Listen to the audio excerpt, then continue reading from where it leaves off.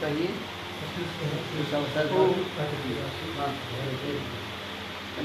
इस पवित्र यज्ञशाला में उपस्थित आचार्य श्री एवं उपस्थित सभी अतिथि महानुभाव और ब्रह्मचारी घंटों में सादर नमस्ते। बहुत ही हर्ष का विषय है कि इस गुरुकुल को चलाने के लिए एक स्थायी रूप से एक व्यापक समाधान चाहिए था। कोई व्यक्ति इसे नियंत्रित कर सके, इसे संचालित कर सके। आप सभी प्रयास कर रहे थे, किंतु आप सभी अपने ही कार्य में इतने व्यस्त जाते, प्रचार करना, व्यवस्थाएं करना, उस कारण से और शिक्षा दीक्षा देना, उस कारण से अन्य जो व्यवस्थाएं होती हैं जो गुरुकुल को संचालित करने में लगती है बाधित होती थी और कार्य का जो समायोजन था वो नहीं हो पाता था। तो इस कमी को पूरा करने के लिए आज भ्राता श्री हमारे रंजीत जी उपस्थित हो गए हैं और इस अवसर पे कुछ मैं बातें कहना चाहता हूँ जो मैंने समझा है महर्षि के माध्यम से। महर्षि ने अपनी ग्रंथ आरोग्य रत्नमाला में कुछ परिभाषाएँ लिखी, लगभग 100 परिभाषाएँ हैं उसमें, और इतनी सुंदर और इतनी प्यारी व्याख्याएँ उनकी कि मैंने इतने समय में बचपन से मैं पुरानी पृष्ठभूमि से रहा, जमाने भर की किताबें मैंने पढ़ी, लेकिन इतना सुंदर जो शब्दों का अर्थ है उसका परिभाषा है मैंने कहीं नहीं लिखी। एक बहुत ही महत्वपूर्ण कार्य हम रोज करते हैं, नित्य कार्य होता है हमारा, वो होता है प्रार्थना। हम सभी प्रार्थना करते हैं, इस शब्द से पूरा संसार जुड़ा हुआ है। हर व्यक्ति प्रार्थना अपने जीवन में करता ही करता है। मैं भी किया करता था, लेकिन मुझे इसका वास्तविक स्वरूप नहीं मालूम था। प्रार्थना बस हाथ जोड़ लिया, अगरबत्ती लगा लिए और घंटी घुमा दिए, दिए पर लगा दिए और बोले भगवान मुझे ये दे दो, भगवान मुझे ये दो, यही प्रार्थना होती थी। असमानता यही रूप बचते थे। लेकिन महर्षि ने अपने ग्रंथ में इस बात को स्पष्ट किया कि अपने पूर्ण पुरुषार्थ के उपरांत उत्तम कार्यों की सिद्धि के लिए ईश्वर या किसी सामर्थ्यवान मनुष्य का सहाय लेना, ये प्रार्थना है। हम अपने जीवन में अधिकतर ऐसा होता है कि प्रार्थना करते हैं, लेकिन हम वैसा पुरुषार्थ नहीं करते। मैंने अक्सर देखा है लोगों को कि लोग बस अपने भाग्य के भरोसे, ईश्वर के भरोसे बैठे हो कि ईश्वर कर देगा, हम तो बस प्रार्थना करेंगे। जो कर्म है वह नहीं करता है और केवल प्रार्थना करते रहता है, उसके आश्रय बैठ के अपना जीवन पूरा बर्बाद कर देता है। ये इस तरह की स्थिति मेरी भी थी कुछ पहले। मैंने भी यही क्योंकि जो अविद्या जो फैली जो संसार में, मैं भी उससे ग्रसित था। मैं भी मानता था कि ईश्वर सब कुछ कर सकता है, ईश्वर सर्वशक्तिमान है, सब कुछ कर सकता है। महर्षि के माध्यम से मुझे वो दृष्टि मिली कि सर्वशक्तिमान ईश्वर क्या होता है। ईश्वर सब कुछ कर सकता है, लेकिन अपने नियमों के अंतर्गत। उसकी व्यवस्था है, उसके नियम। तो इसी व्यवस्था को समझाने के लिए परिभाषा बहुत उपयुक्त लगती है मुझे कि अपने पूर्ण पुरुषार्थ के बाद व्यक्ति उतना पुरुषार्थ करता नहीं है और केवल फल की आशा रखने लगता है। तो इसमें एक बहुत महत्वपूर्ण शब्द आया है, तो पुरुषार्थ। महर्षि इसकी व्याख्या भी उसमें करते हैं अपने ग्रंथ में कि उत्तम कार्यों की सिद्धि के लिए या उत्तम व्यवहारों की सिद्धि के लिए आलस्य को छोड़कर, सर्वदा आलस्य को छोड़कर जो मन शरीर वाणी और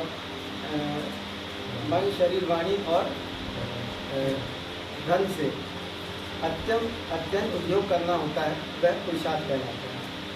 अब व्यक्ति इसको भी समझता नहीं, बस वो अंधाधुंध मेहनत कर रहा है, कोई उद्देश्य नहीं है। और उसमें एक महत्वपूर्ण बात ये कही, उत्तम कार्य की सिद्धि के लिए व्यक्ति निजी स्वार्थ के लिए सब कुछ कर रहा है, अपने परिवार के लिए, अपने बच्चों के लिए, लेकिन उत्तम कार्य क्या है, उनको सबसे श्रेष्ठ कार्य क्या है? जो सत्य विद्या है उसका प्रचार और समाज का कल्याण करना, परोपकार करना, ये सबसे महत्वपूर्ण कार्य है। इस पर व्यक्ति ध्यान ही नहीं दे रहा है। उसके आगे महर्षि बताते हैं पुरुषार्थ के भेद। सबसे पहला अप्राप्त की प्राप्ति करना। हमारे पास जो नहीं है, जैसे हमने कोई देश है, हमने विजय तय किया, तो उसको करने के लिए हमको चाहिए साधन। तो पहले उन साधनों को इकट्ठा करें, उसको प्राप्त करें जो प्राप्त नहीं है। उसके पश्चात उस प्राप्त की रक्षा करना, जो अर्जित हमने कर लिया उसकी रक्षा करना। व्यक्ति सामान्यतः साधनों को जुटा लेता है, लेकिन उसको सही उपयोग नहीं कर पाता है और ना ही उसका रखरखाव कर पाता है। उससे होता यह है कि कालांतर में वह क्षीण हो जाता है। फिर उसके बाद उन्होंने बताया कि उसकी वृद्धि, जो भी साधन हमारे पास है उसके माध्यम से उसकी वृद्धि करना।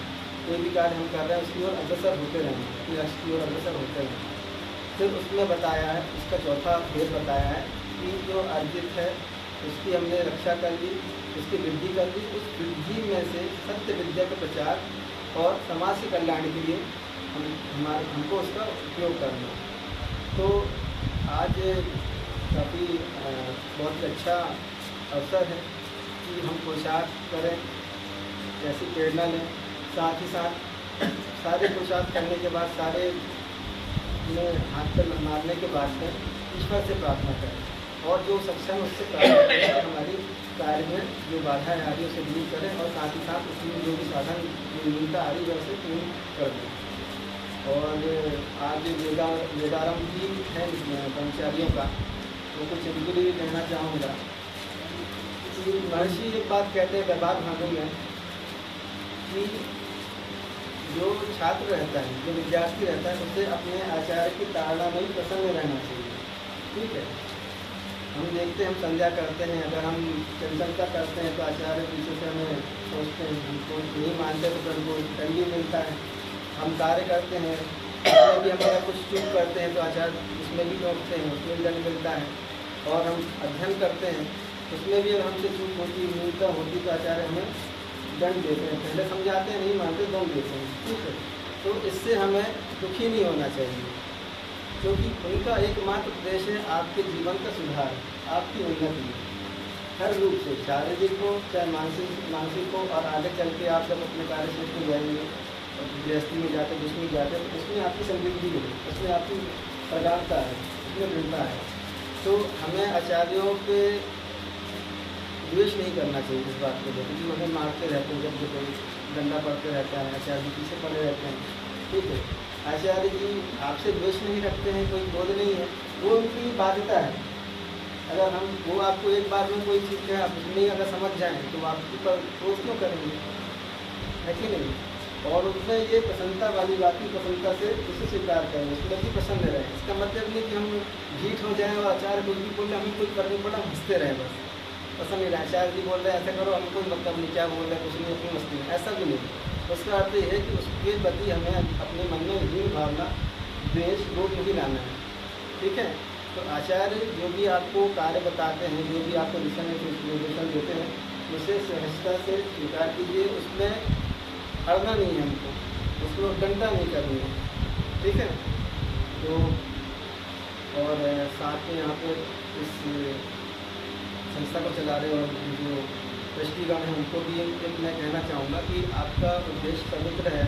आपको इतने सालों से जुड़े हुए अपना कुछ कर लिया है, ये अर्जित आपने कर लिया, आपने प्राप्त कर लिया, अपने पुरुषार्थ से आप लोगों ने बहुत कर लिया। अब इसका रक्षण और वृद्धि और समाज के कल्याण के लिए उनको कर ही रहे, तो रक्षण पे भी विशेष ध्यान देना है कि जो चीज़ हमें प्राप्त हुई है उसकी सुरक्षा कैसे दें। तो कुछ आप भी देखेंगे आश्रम में भी कुछ कमी लगती है या फिर कुछ न्यूनता जो भी आपको लगती है, तो वो भी आप उस पर सुधार करने का प्रयास करें। और बच्चों में तो खैर बढ़िया हैं, अच्छे बड़े प्यारे बच्चे हैं सभी, और इतना पुरुषार्थ करते हैं, परिश्रम करते हैं, सुबह से उठना, दिनचर्या का पालन करना, साथ ही साथ सेवा कार्य भी बहुत रहता है, वो भी करते रहते हैं, अध्ययन भी करते हैं। तो इनके लिए भी बहुत मुझे प्रसन्नता होती है इनको देख के, और इन्हें देख के मुझे भी थोड़ा सा उत्साह आता है कि देखो जगह जगह से बच्चे इतने से इतना परिश्रम कर दे रहे हैं, तो हमको भी जीवन में और पुरुषार्थ करना चाहिए। तो ये सब शब्दों के साथ में अपनी वाणी को विराम देता हूँ। ओम शांति।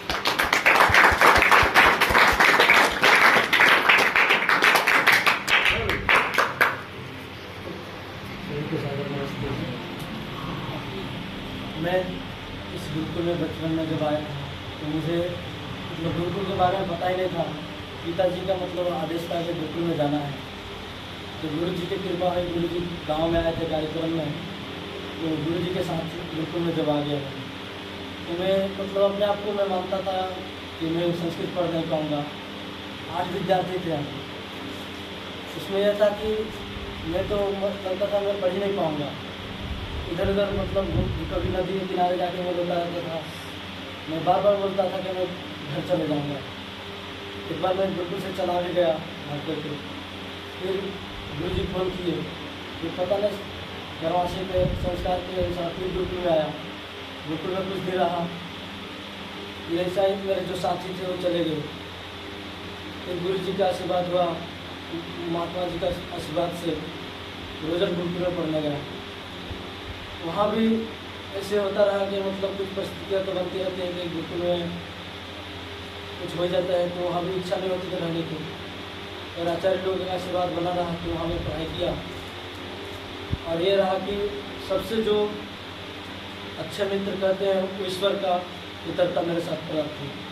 वहाँ आध्यात्मिक क्षेत्र था, तो वहाँ हम कभी उपासना आदि में भीड़ में कम कर देते थे, तो जो साथी आदि थे तो बोलते थे ध्यान करो तो अच्छा लगेगा, मन लगेगा यहाँ पढ़ने में, तो हम अलग वहाँ जा करके ध्यान करते थे, तो वहाँ मेरा मन लगता था।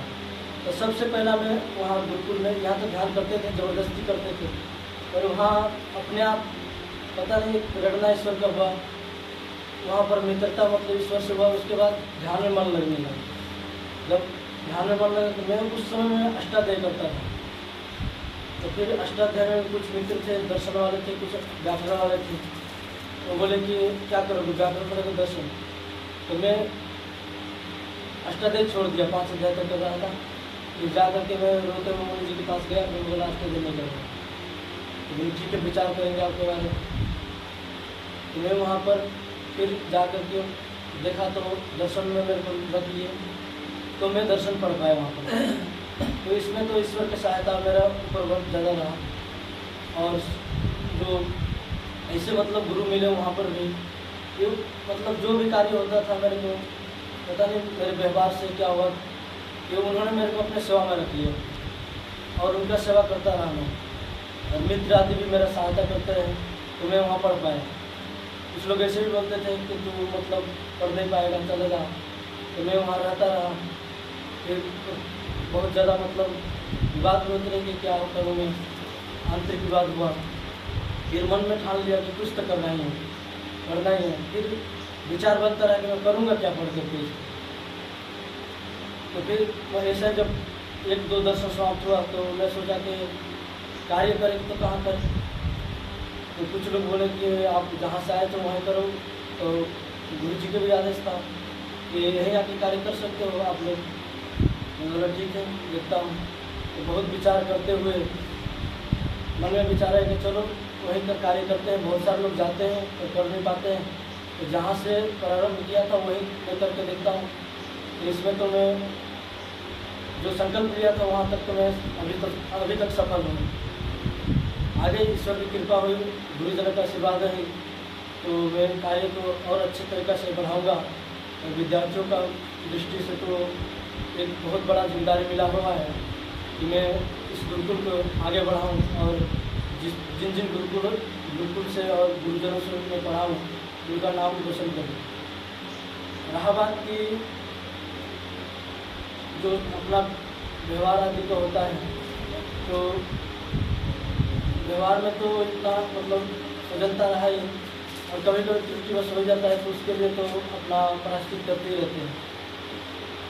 जब मैं रोजर से आ रहा था उस दिन मैं उस गुरुजनों को दक्षिणा दिया था, तो मेरे को मुनि जी बोले कि दक्षिणा क्यों है, आप लिफाफा में क्यों दे रहे हो।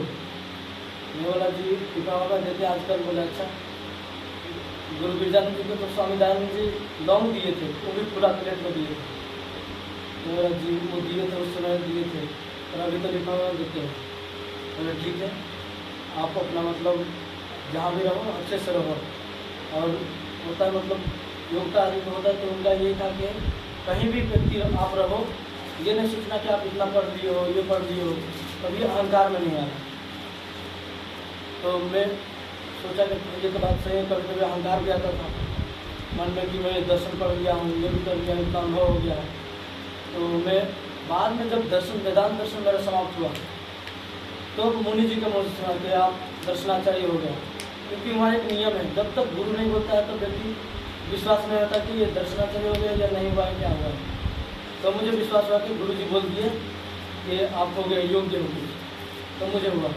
फिर जब मैं वहाँ से आ रहा था तो स्वामी जी के पास गया तो स्वामी जी बोले तो देखो आपके अंदर धार्मिकता है, आप कहीं भी रहोगे, आप ठीक से रह सकते हो, तो कार्य कर सकते, आगे बढ़ सकते हो। तो ये अपने अंदर से कभी नहीं खोना और अपना योग्यता धीरे धीरे बढ़ाते रहना। मैं बोला ठीक है स्वामी जी। तो स्वामी जी अपना आशीर्वाद देकर मुझे भेजे और मैं संकल्प लेता हूँ कि इस गुरुकुल को मेरे अंदर जितना मतलब सामर्थ्य है उस अनुसार इस गुरुकुल को बढ़ाऊँगा। और जो मेरे छोटे छोटे गुरु भाई बोल सकते हैं, ये इनका मतलब साथ मिलता रहेगा, गुरुजनों का आशीर्वाद है, तो मैं आगे इस गुरुकुल को बढ़ाऊँगा। तो गुरु दक्षिणा में तो मैं अभी कुछ नहीं दिया है, क्योंकि मैं तो यही अपना मतलब पूरा समर्पित कर रहा हूँ अपने गुरुकुल में, यही मेरा गुरु दक्षिणा है। तो सभी ट्रस्टी जो हैं, संचालक हैं, गुरु जी हैं, सभी को मैं इस अवसर पर धन्यवाद देता हूँ, सभी को स्वागत है।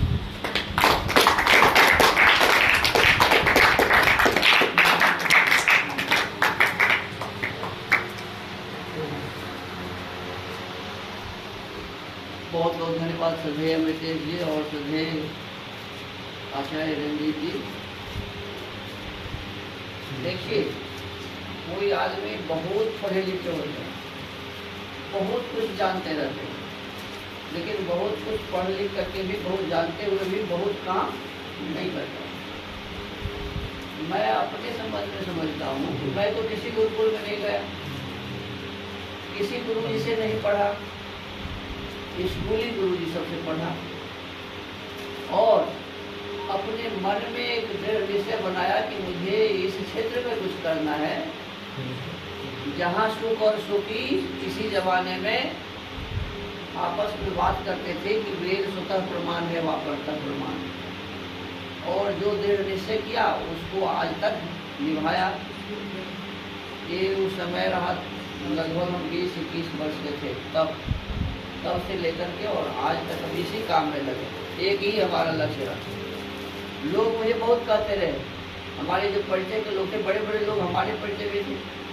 गजानंद जी हमारे परिचित थे, फूलचंद जी आर्य हमारे परिचित थे, आनंद कुमार आर्य प्रतिनिधि सभा की कार्यकारी प्रधान मेरे परिचित थे।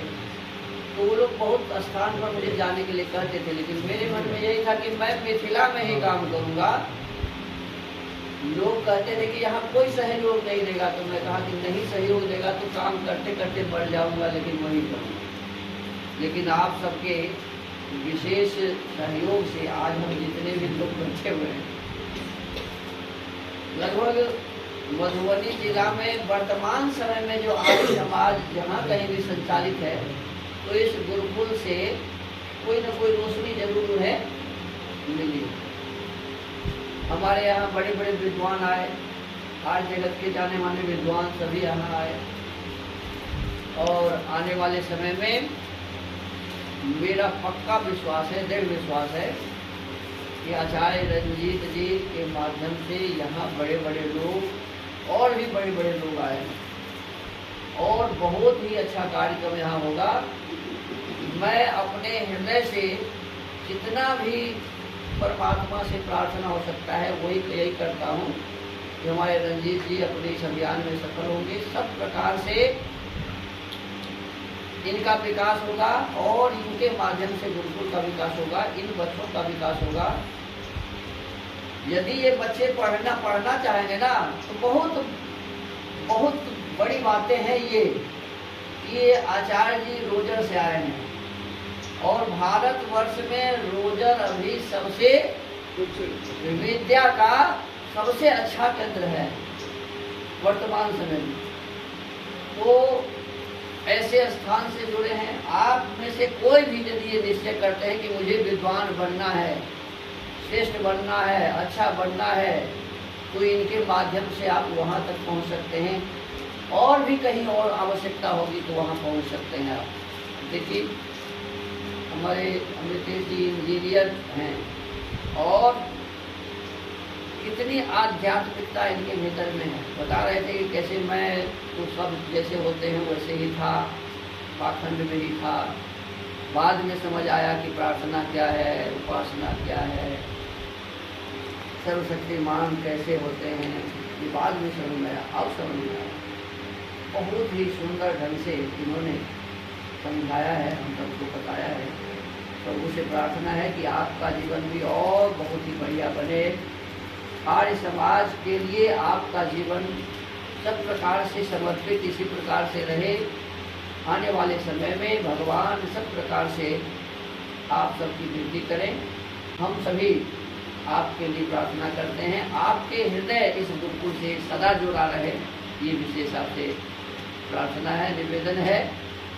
और हमारे आचार्य जी आपके साथ मिलकर, आप दोनों और भी जो हमारे सहयोगी गण हैं उनसे मिल करके इसको बहुत बढ़िया बनाएं।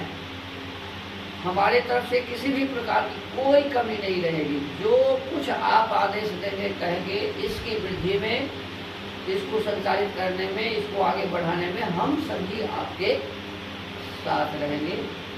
और कहीं भी कोई बाधा, किसी भी प्रकार की कोई बाधा आपको इसमें कोई करने वाला नहीं होगा। तो इन्हीं शब्दों के साथ आज के बाद, वैसे तो मैं राम दयाल जी को लिख के दे दिया था कि आज से इस गुरुकुल के संचालक आप हैं, लेकिन वो स्वीकार नहीं किए। तभी से मैं अपने आप को संचालक लिखना बंद कर दिया, वो नहीं लिए भार। अब वो भार हमारे श्रद्धेय आचार्य रंजीत जी ले रहे हैं, लिए हैं। तो ये आज के बाद मैं संचालक इस गुरुकुल का नहीं रहा।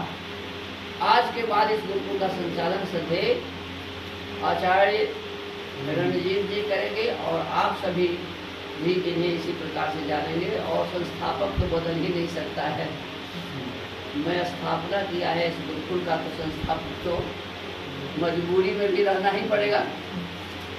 आप सब प्रकार से इनका सहयोग करें और हम सब आने मिल करके इसको आगे बढ़ाएं। इन्हीं शब्दों के साथ इस कार्यक्रम को हम विराम देते हैं।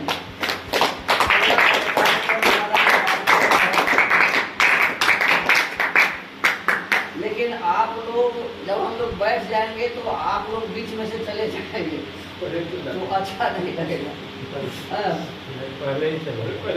तो इसलिए आप सभी भोजन कर लीजिए, और हम तो निवेदन करेंगे कि इसमें आप सामने आज रहिए सब आदमी, तो अच्छा रहेगा। कल सवेरे हम लोग बड़े यहाँ से चलेंगे, जिनको जाना होगा ये सबसे बढ़िया रहेगा। और जिनको बहुत ज़रूरी है, बता रहे थे केदार बाबू एक क्षण के लिए फुर्सत नहीं है, ठीक ही बात है। काम जो आदमी करते हैं उसको फुर्सत का है। तो ये शब्दों के साथ अभी के कार्यक्रम के लिए शांति पाठ कर रहे थे।